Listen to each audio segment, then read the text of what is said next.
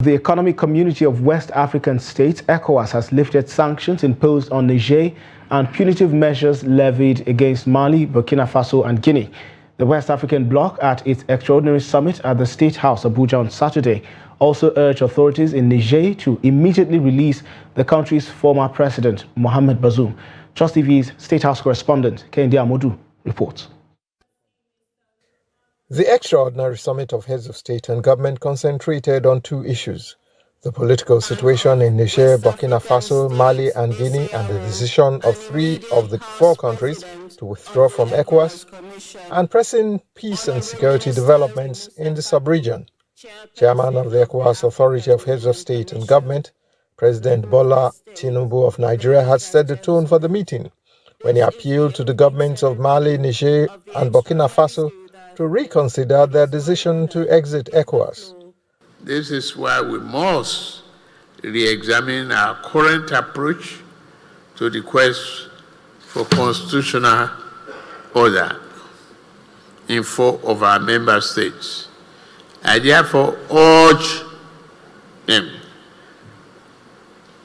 to reconsider the decision of these 3 nations to exit our home and not to perceive our organization as the enemy, because we are not the enemy. After several hours of talks, the decisions of the ECOWAS leaders did not come as a surprise. The authority resolved to reverse with immediate effect the closure of land and air borders between ECOWAS countries and Niger, and lifted the no-fly zone on all commercial flights to and fro Niger.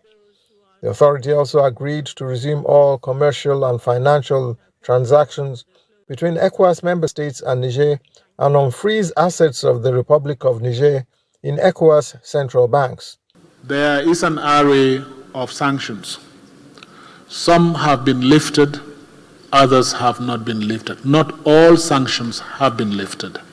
You have political sanctions that are in place. You have individual sanctions that are in place.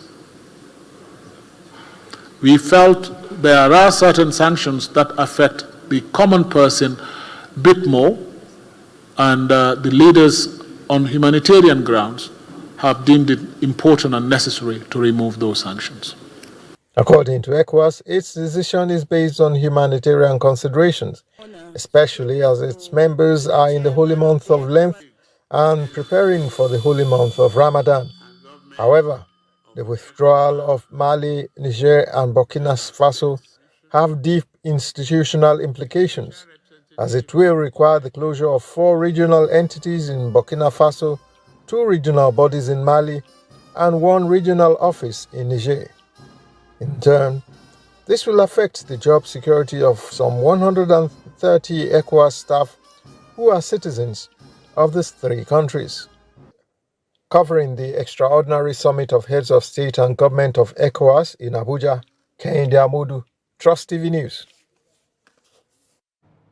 Well, there you have it, the extraordinary summit of heads of state and governments of ECOWAS, which held here in the nation's capital, Abuja.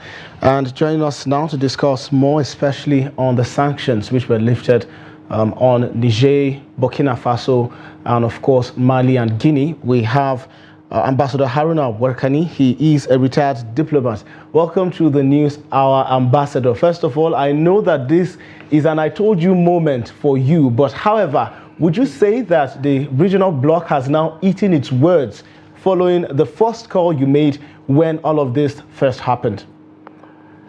Well, thank you for having me once again, and evening viewers. Yes, it is. I told you moment, because in July, when the coup, particularly in Niger, occurred, here on this same platform, I made it very clear that those sanctions were not appropriate. Neither the suspension of the member states or the threat of military intervention, as it were, and particularly the disconnection of electricity to the Republic of Niger by Nigeria, because that should have been treated strictly as a bilateral problem rather than a multilateral problem that should involve ECOWAS. Nigeria and Niger signed a treaty before the building of the dams on the river Niger, namely Kainji and Jebba. It has nothing to do with ECOWAS because it predated the existence or commencement of ECOWAS in 1975. And therefore, Nigeria's national interest was at stake. There was no good reason for that action to have been taken. Now, the sanctions were imposed. And like we have seen in the reports by the president of the commission, Dr. Toure, the classification of the sanctions didn't really matter. What mattered most was these member countries were put under sanctions, which was not too good because it's an internal matter which should have been handled differently. Agreed, in the past, it has been the regular or traditional approach whenever coups occurred in member countries. But times have changed. The dynamics of international relations have changed. And managing ECOWAS matters would require much more thinking, action, and direction in different ways than what it was done since July. Now we can see the implications of some of these extreme measures. Extreme measures elicit extreme reactions, which is what we got. Extreme measures by ECOWAS and extreme reactions by the three countries, particularly to say they are quitting and forming a confederation. Indeed. Okay, now, Ambassador, would you say that ECOWAS had first put the cart before the horse by first activating a standby force instead of exhausting all of the diplomatic options which were available to it? Well, sincerely, the issue of the use of military force to invade or the threat to invade a country, a sovereign country for that matter, who was a member of the commission, the community, was very wrong. We did say so. Standby force ordinarily should have been utilized to restore normalcy where you have difficulties between maybe two member countries. But where you have internal issues like coup d'etat, etc., change of government, whatsoever it is, the use of the standby force was totally out of place. And as of that time, if you recall, I did say, and I repeat here, it was an unnecessary posturing, and threatening a country by invasion was totally uncalled for because it remains a friendly country. And for Nigeria in particular, as a neighbor of Niger, that was not too good. And don't forget, Nigeria and Niger share common affinities, Indeed. special relationships, even in international fora. And therefore, relationships should be handled carefully because Indeed. it involves much more than we see and hear. Indeed. Ambassador, you spoke about changing times and changing dynamics. Would you agree that that is the situation now, especially for these three nations who were once seen, as probably the ones with the hot head? Bearing in mind that Guinea is now also part of these nations, and seeing that these nations had time to hobnob with countries like Russia and even also China at some point, does this give them some sort of advantage on the bargaining table, especially now that ECOWAS is open to negotiations? Well, we said so because the world is no longer unipolar, neither is it multipolar. Today, the world is polypolar because the centers of power, or superpowers as it used to be called, have multiplied and diversified. Russia has taken a center stage that you cannot avoid in international relations, whatever it is.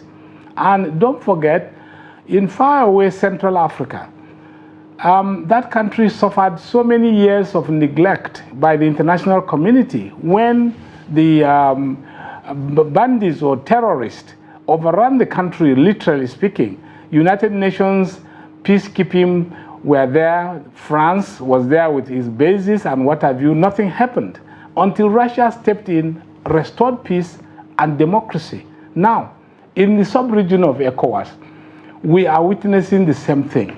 Interestingly enough, just recently, Russia had made it very clear she was building a nuclear power plant for these 3 countries so that the perennial power supply interruptions could end, and the resources for this nuclear power station exist within these countries. Ambassador, would you now say this is some multi-level chess game, especially because a former Minister of Foreign Affairs, Professor Bolaji Akinyemi, had mentioned at an interview at one point that ECOWAS is being turned into a confrontational field between Russia and USA, and the move, especially by Mali, Niger, and Burkina Faso, was one that was advised by maybe Russia to reduce the power, especially of the West, in this part of Africa.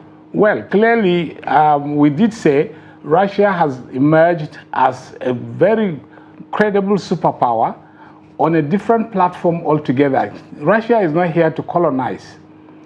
It is not here to colonize any country. The history has shown that Russia's interest in Africa had been purely economic and sometimes a little political.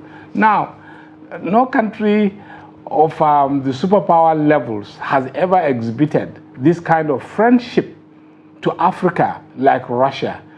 I mean, it is on history recorded that the only university established by Russia, which is called the Friendship University, existing in Moscow, seems to be the only symbol of true friendship between that country and Africa. Now, as going forward, if Russia could restore peace and democracy in Central African Republic, and now coming to West Africa, we have said before, the existence of French military bases in West Africa had contributed really nothing to restoration of peace, tranquility, and security in this sub-region.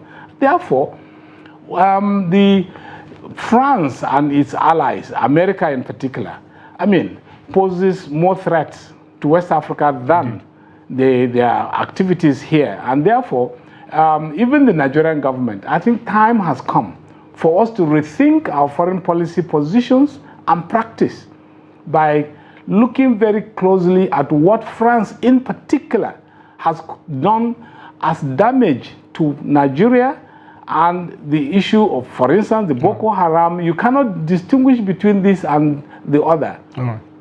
All right, Ambassador Haruna Warkani, retired diplomat, thank you so much for your perspectives, of course, on the issues, especially around ECOWAS and Mali, Niger, and Burkina Faso as they go on towards restoring political order in the country. Thank you so much once again.